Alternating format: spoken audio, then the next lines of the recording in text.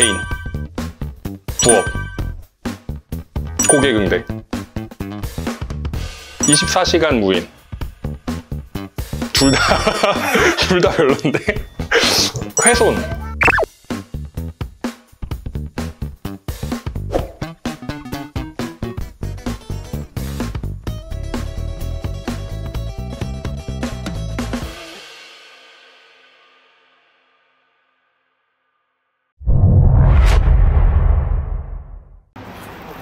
안녕하십니까, 동산이형 박과장입니다. 오늘 여기 온 곳이 서대문구 부가연동에 있는 아파트 단지인데요, 제가 이 아파트 단지 상가에서 몰래 부업을 하고 있습니다. 뒤에 있는 저 문구점을 말씀하시는 건가요? 네, 맞습니다. 오늘 오신 이 무인 문방구를 운영하고 있습니다. 무인 문방구를 선택하신 계기가 있나요? 무인 문방구 같은 경우에는 삶에서 뗄래야 뗄 수 없는 것들이잖아요. 사라지진 않겠지 하는 생각에 시도를 했었고, 그리고 또 여러 가지 물건들을 팔 수 있다는 장점이 있고, 그리고 유통기한이 없다는 거, 그게 가장 큰 장점이라 생각해서 이걸 이어받아서 시작하게 됐습니다. 내부도 한번 둘러보도록 할까요? 그럼요. 같이 들어가시죠. 잠깐 둘러봤는데 생각보다 되게 신기하고 다양한 물건들이 엄청 많네요. 네, 엄청 많죠. 여기 주 고객이 일단 청소년들, 그리고 초등학생들이 주 고객이라고 보시면 될 것 같아요.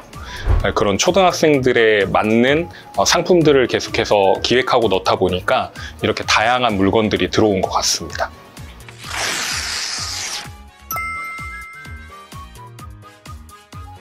일단 운영 방식은 말 그대로 무인이라 결제 같은 경우에는 지금 이야기하고 있는 이 키오스크 친구가 담당을 하고 있고요. 이 키오스크는 카드도 되고 현금도 되는 시스템이에요. 그리고 간편 결제까지 이루어지는 시스템이다 보니까 여기서 이제 결제를 대신 해주고 있고, 어떻게 보면 그 사람들의 양심에 의해서 운영되는 곳이라 봐도 무방합니다. 사장님 입장에서는 좀 편리하게 운영이 된다고 보면 될까요? 사실 그냥 이제 무인이니까 관리하기가 수월하고 편하겠다라고 생각을 하실 수는 있는데, 일단 물건을 사입하는 것부터, 그러니까 물건을 사는 것부터, 그리고 물건을 배치하고 관리하는 것까지 사람의 힘이 들어가야 되기 때문에 마냥 편하다고 보기에는 조금 어려운 것 같아요.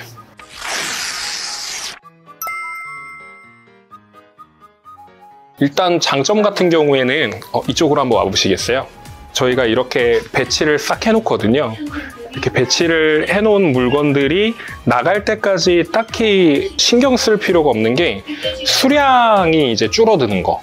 그러니까 수량이 얼마만큼 줄어들었고, 그리고 저 키오스크에 얼마만큼 결제되었는지 이제 비교가 되면 수량이 제대로 나갔는지만 확인하고, 그리고 이제 배치라든가 이런 것들이 제대로 돼 있는 것만 체크를 해주면 신경 쓸 건 없다라는 거죠. 단점이라고 하면은 대표적으로 좀 훼손이나 도난 이런 것들이 좀 많을 것 같은데 그 외에도 좀 다른 단점들이 있나요? 일단은 무엇보다 위생에 대한 부분이 좀 큰 것 같아요. 왜냐면 여기 이렇게 바닥을 보시면 지금 약간 껌 자국 같은 게 있거든요. 근데 이런 껌 자국을 제가 며칠 전에 닦아놓고 갔는데 이게 불과 몇 시간 만에 이렇게 그 자국이 생겼다는 거. 이런 것들이 즉각 정리가 돼야 되는데, 무인 점포들 같은 경우에는 이게 바로 치워지지 못한다는 게 단점이 될 수 있고, 그리고 앞서 말씀하셨던 것처럼 이제 뭐 훼손이라든가 도난에 대한 문제도 되게 많습니다. 이런 완구류들 같은 경우에는 어린아이들이 되게 좋아하거든요. 근데 어린아이들 같은 경우에는 결제를 못하는 친구들이나 아니면 돈이 없는 친구들이 있어요. 물건을 사고 판다라는 행위에 대한 게 인식이 박혀져 있지 않다 보니까 그냥 물건을 가져가 버리는 그런 케이스도 있고요. 한 무인 문구점에서 초등학교 3학년 여학생 2명이 수백만 원어치 물건을 4시간 만에 무인점. 무인도 과자 할인점에서 상습절도 사건이 잇따랐습니다. 또 여기 보시면은 비닐을 이렇게 뜯어가지고 훼손을 해서 공만 이렇게 가지고 놀다가 비닐은 이렇게 따로 두고 이렇게 놓게 되면은 이건 상품이 훼손됐다라고 보는 거죠. 뭐 흰색이라든지 아니면 이렇게 한번 뜯으면 다시 원상복구가 어려운 상품들 같은 경우에는 좀 많이 어렵죠. 네, 이런 것들이 단점이라고 볼 수 있겠네요. 불량이나 훼손 상품들은 폐기 처리하는 게 원칙이고요. 판매하기가 조금 애매모호한 것 같은데 이거를 또 팔자니 조금 아깝다 그러면은 팔지는 않고 그냥 이제 가지고 놀라고 얘기를 많이 해주죠. 네, 그냥 이제 주는 편입니다. 이거를 원래 샀어야지 가지고 놀 수 있는 건데 그냥 사장님이 주시네 하고 이제 나중에 또 받을 수도 있으니까 찾아올 수 있게 하는 그런 게 될 수 있습니다. 학원에서 이렇게 옷을 맞춰서 입고 가는 거야? 아니 아, 반띠야? 깜찍깡 자, 이걸 가져갈게요. 그럼 이거? 럭키. 운이 좋아 보이는 걸로 고를 거야. 야, 이거. 뭐야? 이거. 롤러. 여기 콩수의 문구점 자주 이용하시는 편이에요? 네, 하루에 한 번 정도 해요. 주변에 친구들이나 아니면 다 어떤 물건들 좀 많이 찾는 편이에요? 저 아이브 포카 같은 거? 동우송 이런 거. 저런 거 아니면 음식. 랜덤 봉투나 한 300원 정도 되는 젤리 같은 거. 이런 거요. 알겠습니다. 그럼 여기를 그렇게 자주 이용을 하시는데 여기 많이 찾아주는 이유가 있나요? 여기는 너무 시원해요. 여기 착한 가격이에요. 다른 데보다. 아, 여기가 다른 데보다 다른 데는 다 500, 거의 500원인데 여기 300원도 있고 막 그러니까. 구경할 게 많아요. 여기가 생각보다 많이 싼 편이구나. 네. 그럼 여기가 좋은 점은 가격 말고 다른 좋은 점이 있을까요? 뭔가 되게 다양하게 들어와요. 깔끔해요. 상품이 다양해요. 안녕하세요. 시작하기 버튼을 그리고 사장님도 착해요. 코드를 스캔해 주세요. 알겠습니다. 감사합니다.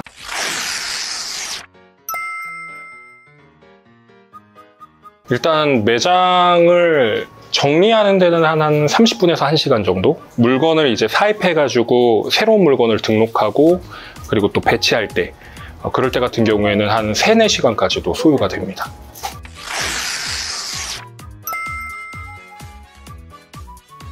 물건은 일단 온라인, 오프라인 이렇게 두 개로 나뉘어지고요. 온라인에서 구매할 수 있는 물품들 같은 경우에는 직접 이제 뭐 오픈마켓, 쿠팡이라든지 G마켓이라든지 뭐 11번가 이런 곳들을 사용하기도 하고요. 그리고 오프라인 같은 경우에는 또 유통 매장들이 있습니다. 그런 유통 매장들을 이용을 해서 가지고 오는 방식이 있고요. 그리고 완구류 같은 경우에는 시장이 따로 있어요. 천호동, 뭐 대표적으로 유명한 데가 창신동, 그리고 서울 외곽 지역이나 아니면 경기도 지역에도 그 완구 그 도매 매장이 있거든요. 그런 도매 매장에 가가지고 물건을 사입하기도 합니다.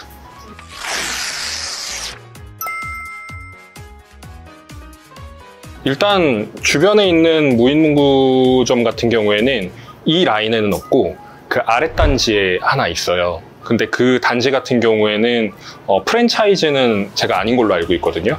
그러니까 개인으로 운영을 하시는데 거기하고 별반 다를 건 없지만 종류가 더 많습니다.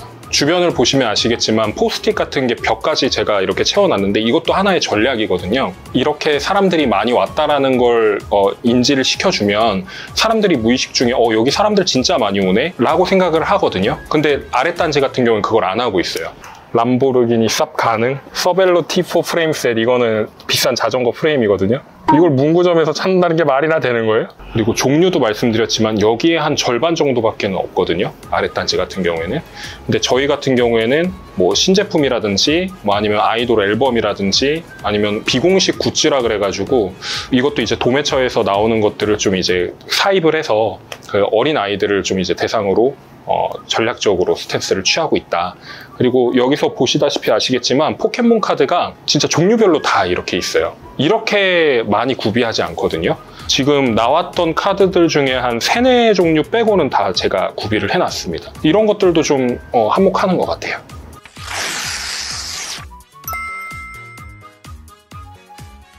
무인문구점이 더 발전할 것 같지는 않아요. 딱 이 정도 수준에서 정리가 될 것 같은데 여기서 조금 더 발전한다라고 한다면 뭐 펜시류라든지 아니면 더 즐길 만한 거, 뭐 액티비티라든지 아니면 스포츠와 연계되어 있는 것까지 엮어가지고 물건을 판다 그러면 조금 더 발전할 수는 있지 않을까라는 생각도 들긴 하네요.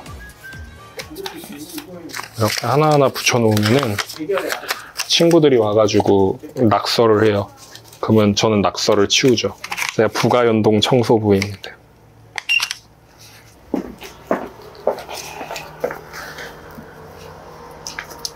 그리고 이제 그 포스트잇을 이렇게 앞에다가 이렇게 해놔요. 그러면 아이들이 이렇게 써주는데, 사실 이제 필요한 게 있으면은 여기다가 붙여달라고 했는데, 사실 필요한 건 정작 쓰지 않고 본인들의 이야기를 하는 장면들이 많이 보이죠. 젤리류는 지금 다 품절된 상태예요. 그래서 여기는 이제 채워 넣을 예정인데, 사실 이런 것도 이마트에서 이제 2풀1 막 이런 것들이 전략적으로 이제 또 파는 때가 있거든요. 그럴 때 이제 사입을 해서 여기다 채워 넣는 방식도 있습니다. 하리보 맛있겠네요. 집에 하나 가져야 되겠어요. 네. 여기 이제 판도라의 상자인데요. 여기 이제 매출, 그 현금 비중도 생각보다 높습니다.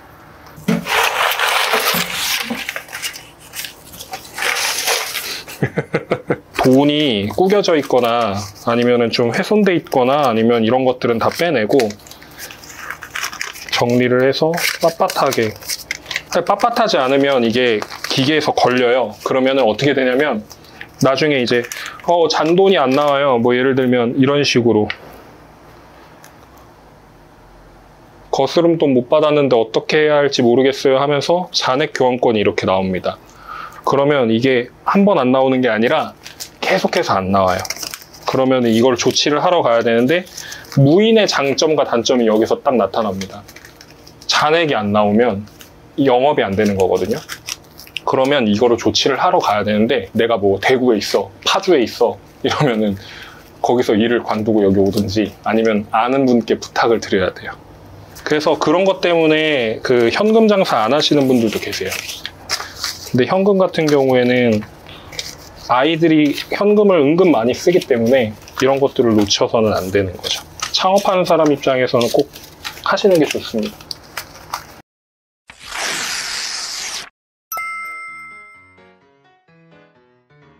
이곳은 프랜차이즈로 운영이 되고 있고요. 로열티를 지불하고 있는 매장입니다. 월 매출의 일정 퍼센테이지를 지급하는 걸로 그렇게 인지하시면 될 것 같아요. 과장님 본인만의 매장을 차리신다면 그때는 어떤 걸 원하시나요? 저는 무조건 개인입니다. 무조건 개인이고 프랜차이즈 절대 안 하고 캐릭터 같은 거나 이런 것들은 젊은 화가분들이나 아니면 만화가분들께 부탁드려서 캐릭터를 몇 가지 시안을 따서 그렇게 진행을 할 것 같고요. 저는 여기서 더 욕심을 부리자면 제가 개인으로 만든 걸 프랜차이즈화 시키고 싶어요. 지금 같은 경우에는 너무 다들 비슷한 모양새를 가지고 있어서 좀 뭔가 차별화된 걸 시도해보고 싶어요. 새로 프랜차이즈를 하나 만든다고 하시면은 생각해 두신 이름은 있나요? 여기가 문구 빵빵이니까 뭐 저는 문구 옷빵 뭐 이런 걸로.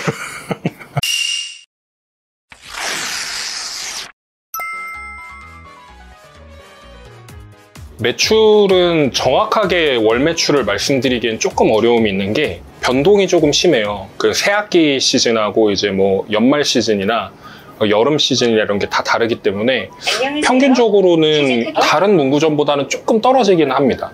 근데 마진율 자체를 저는 이제 좀 높게 보고 있어요. 뭐 여기 같은 경우에는 들여놓은 물건들 자체가 다른 곳하고 차별화가 되어 있는 것들이 있거든요. 그런 물건들에서 마진율을 좀 높게 잡아서 평균 마진을 월 매출에 대략 순수 마진이 한 30에서 35% 정도 이렇게 보고 있습니다. 이거는 제가 사적으로 좀 궁금한 건데 부업으로서 수익률은 좀 괜찮은 편인가요? 주업이 있으신 분들한테는 오히려 무인이 유리하죠. 수익률 같은 경우에도 아까 말씀드렸듯이 35%까지도 보는 곳인데요. 수익률만큼은 주업 외 부업으로 하기에는 정말 좋은 곳이라고 봐요. 단 투자하는데 비용이 좀 많이 들어간다는 거 생각보다.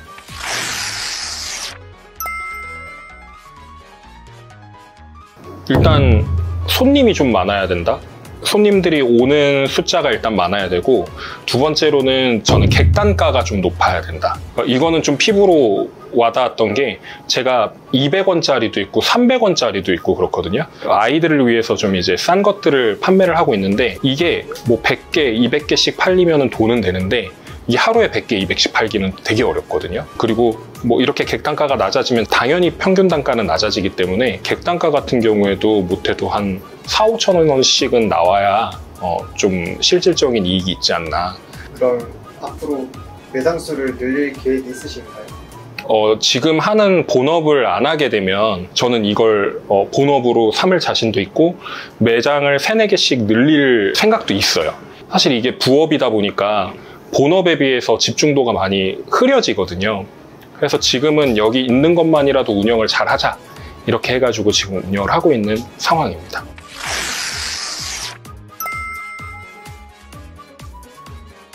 저는 일단 창업에 대한 부분은 적극 추천드려요. 일단 창업을 하기 전에 미리 사전조사는 꼭 필수고, 그리고 내가 어떤 업종을 해야 될지에 대한 부분은 꼭 정해가지고 들어와야 된다. 무인 문구점보단 무인 아이스크림점이 훨씬 난이도는 쉽지만 마진은 그렇게 높지가 않거든요.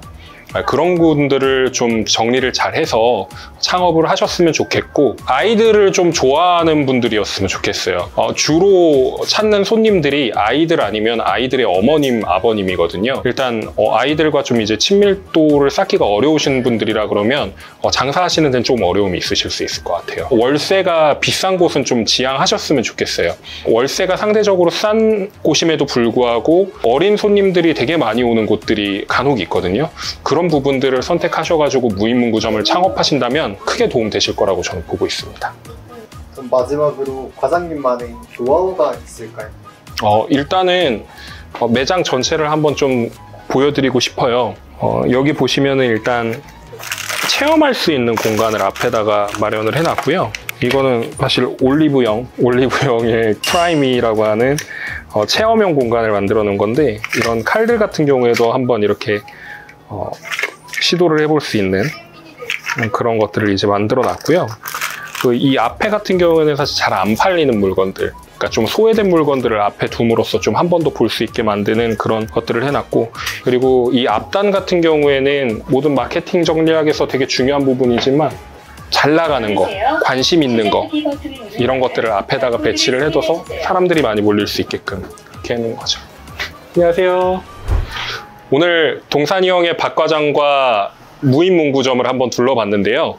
생각보다 어려운 것 같으면서도 쉬운 것이 창업이라고 생각을 합니다. 근데 무인문구점 같은 경우에는 난이도가 어렵다고들 말씀하시고, 그리고 접근하는 게 어렵다고 말씀하시는데, 실질적으로 운영을 하면 생각보다 어렵지 않아요. 그 대신에 선택을 하실 때 아까 말씀드렸던 월세라든지 아니면 유동인구라든지 아니면 상품이라든지 이런 것들을 얼만큼 적절하게, 그리고 또 적절한 장소에 정할 수 있는지, 이런 것들을 잘 준비를 하신다면 더없이 좋은 창업이라는 생각이 듭니다. 앞으로도 동산이 형 채널에도 많은 관심을 부탁드리고, 오늘은 무인문구점에서만 얘기를 했지만 다음 시간에는 무인문구점 말고도 다른 창업 아이템이나 아니면 다른 상가나 이런 것들을 찾아가서 재밌는 콘텐츠 마련해서 소개해 드리도록 하겠습니다.